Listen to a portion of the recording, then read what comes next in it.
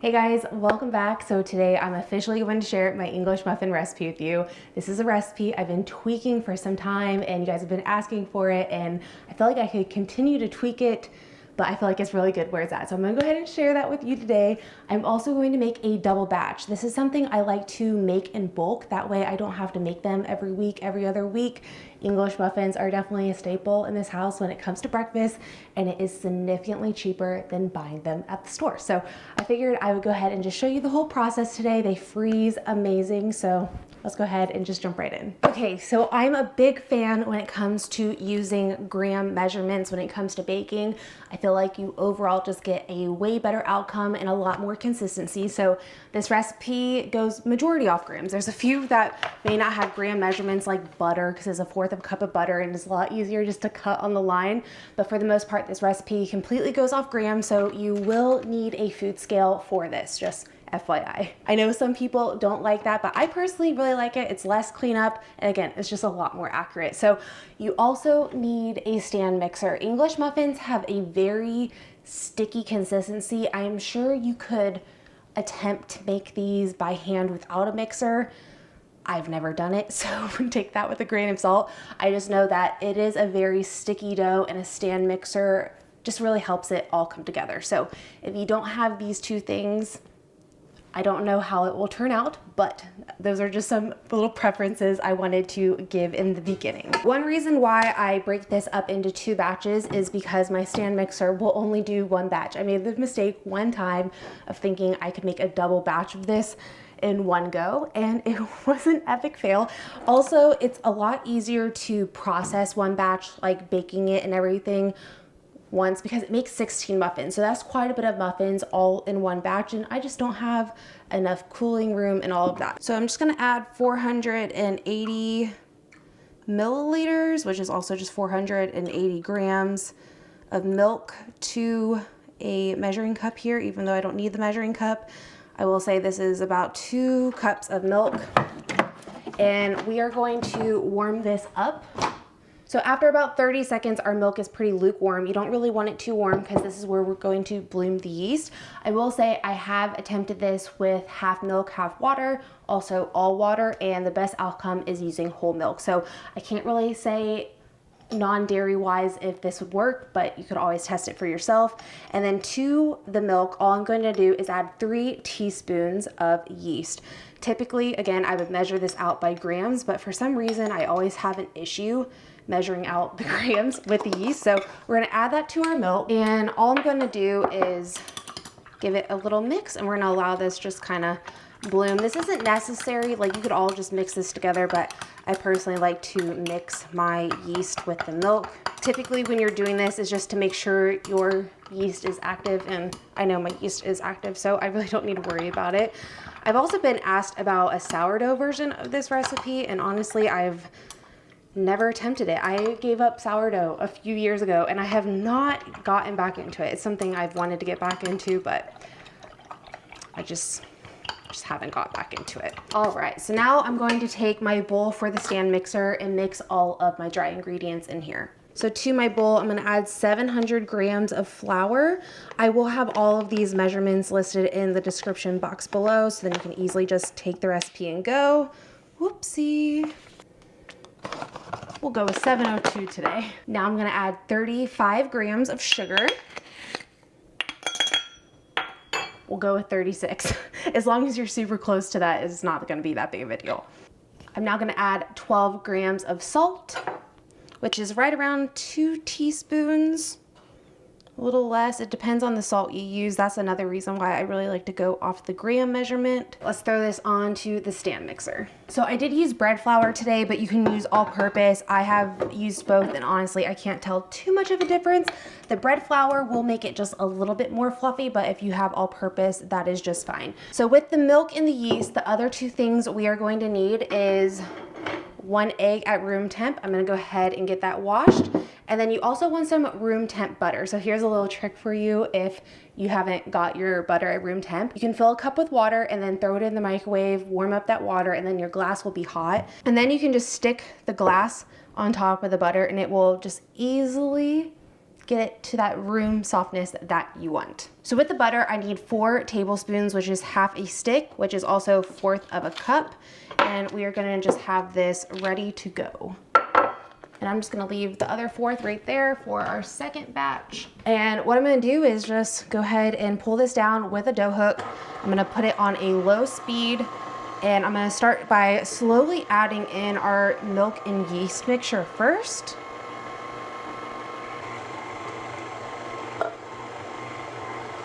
And now that the milk is out of the measuring cup, I'm gonna go ahead and just crack the egg in this and whisk it real quick. And now that that's starting to come together, I'm gonna go ahead and add in that whisked egg. And we're gonna give this a second to kind of come together before adding in our butter. And now I'm just gonna start by adding in about a tablespoon of butter here at a time until all of the butter is mixed in. I'm gonna let this mix for about 2 minutes or so, and then we're going to transfer it to a butter-lined bowl. So I guess technically you need more than 1 stick of butter. And this is what it's going to look like when we can go ahead and stop the mixer.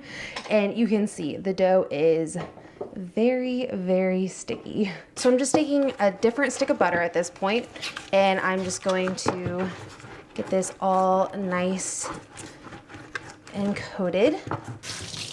I do like to wet my hand a little bit while I transfer the dough. It just helps the dough not really get too sticky on your fingers here. And we're just going to transfer it to the bowl.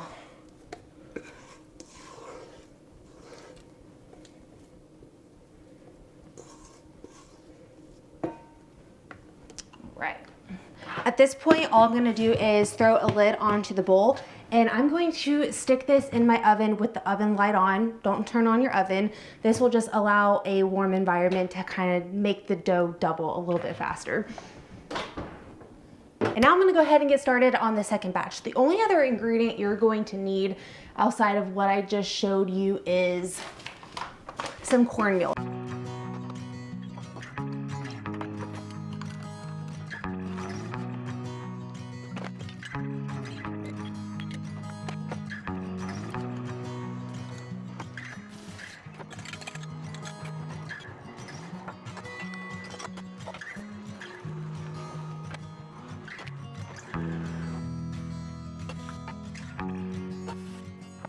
All right, it's been about an hour and a half. It typically takes about an hour to 2 hours, depending on the time of year, for the dough to rise.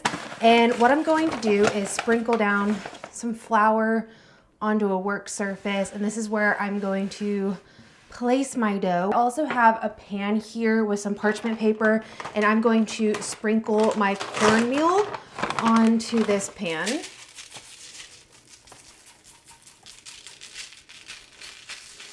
And as we cut out the English muffins, they're gonna go ahead and go on the pan for the time being. So when I am cutting English muffins, I really like to use this 3-inch biscuit cutter. If you don't have a biscuit cutter, you can use a mason jar ring. I will say this does not cut them as well, but it will get the job done. So I'm gonna transfer my dough. All right, and then I am just going to make sure that this is about 3/4 of an inch or so all laid flat. You do want to make sure it's not sticking to the counter or anything. And then I'm just going to take my cutter at the very edge and press straight down and kind of pull it around. By making sure you're not twisting it, it helps it rise a little bit. That's something I learned later on. That's something that you will notice, that if you use the mason jar lid, they might not rise as much, but you're still going to be fine. Don't overthink it. And I'm just gonna keep cutting until we don't have any more dough. And then I just place these onto the pan for now because we're not going to bake these immediately. We are going to use a cast iron pan to slightly toast them, and then they go into the oven for the rest of the time. Like I said, this recipe typically makes anywhere from about 15 to 17 muffins, depending on how thick you lay out this dough. For any reason you have a little extra dough and it doesn't necessarily fit the 3-inch one, just have that as a little snack. All right, so at this point, I don't really have any more area I can cut. So I'm just going to kind of knead this dough back together and flatten it back out. Kind of let it rest for a second. It will kind of jump back to itself since it's not just the first little laid out. So you just want to make sure that you do that a few times, and that way you still have the same consistency as the other ones. Got 3 during that round, and we'll do that one more time. We're gonna get like almost a perfect amount. That's all I have left. All right, now I'm going to take these over to the stove. So I took out my secondary batch of dough to get my oven preheated. I have my oven preheated at 350 degrees. I also have a skillet here, a cast iron skillet, all warmed up and ready to go. So what we're going to do is place each English muffin into the cast iron skillet. We're going to toast both sides, and then we're going to put them back onto our pan and bake them in the oven to finish cooking for about 7 to 8 minutes or so. So as the English muffins come out of the pan, I have a cooling rack here. Once we get through all the English muffins, I'll place them back onto the pan and they'll go into the oven. So before setting my English muffins into the pan, I do like to sprinkle another little bit of cornmeal into the pan here. And then all I'm going to do is start taking our English muffins and placing them in. I can do about four-ish at a time. I do have a bigger pan I've played with before, but it doesn't heat up as evenly, so I just like to do a few at a time, and we're just gonna let those go for a few minutes, flip them, and I'll show you the whole process. And while they're in the pan, I do like to just kind of twist them a little bit just so they are evenly browned throughout. And after a few minutes, you're good to go ahead and flip them. All right, and you can see here, we're getting nice and golden. That one needs a little extra time. You kind of just want to keep going. These two, I'm gonna go ahead and pull off, set them onto the cooling rack. Now I'm just going to repeat that process. And again, you're not trying to completely cook anything. You are just toasting them super quick. All right, it looks like these ones are good to go. So let's go ahead and get those off. I will say I always feel like the second side toast a lot faster, so keep that in mind. And at this point, I can go ahead and start transferring the English muffins back onto the pan. One thing you don't really need to worry about is they've already done most of their rising. So if you're trying to throw a bunch of these on a pan, just know they won't stick together or anything. You can pretty much put them as close as you need to. These things fresh out of the oven are phenomenal. Honestly, there's nothing like homemade English muffins. I'm not a big English muffin person when it comes to store-bought, but when it comes to homemade, they are a game changer. I never liked English muffins growing up, but I've always been really impressed with how these turn out. All right, so in a 350 degree oven, we're gonna let those bake for about 7 to 9 minutes. This will just make sure that nothing in the interior stays gooey. I have done it where I've simply just cooked them in the pan for the length of the time, but you just have some unevenness, so the oven, I feel like, just really helps all that. All right, after 8 minutes, these should be good to go. One way I like to test is kind of just poke my finger on the top, and if they don't really sponge down, they are good and baked. And now I'm just going to throw them onto the cooling rack here, and that is where they will stay. Look how amazing they look.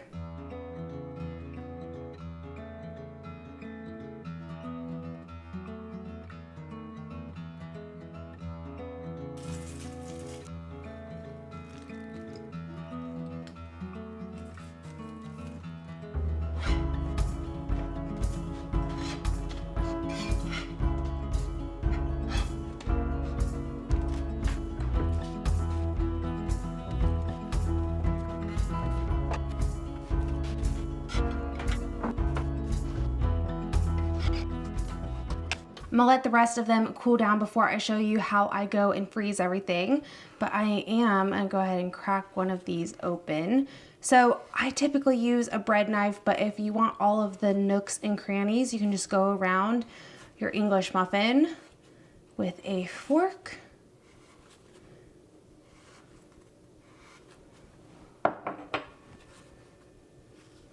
Ta-da! Yum! Honestly, these things are just as good, completely plain.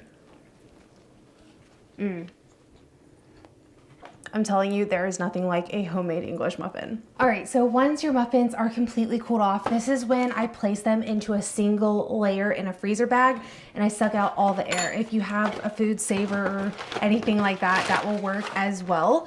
But typically I will fit anywhere from about 6 to 8 muffins per bag. That way I can just easily take them out, and that's a few days worth for us. And then I have my straw here that I'm going to insert at the very end. And at this point, I'm just going to suck out the air.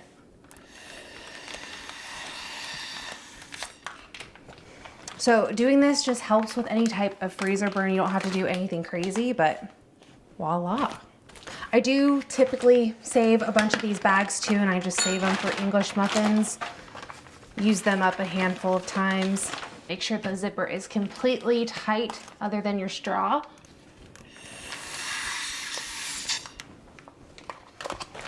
All right, and there you have it. These are all ready to go in the freezer. I hope you guys enjoyed seeing how I bulk make English muffins today. If you try this recipe for yourself, please let me know down below what you think. I will see you guys all in the next one. Bye.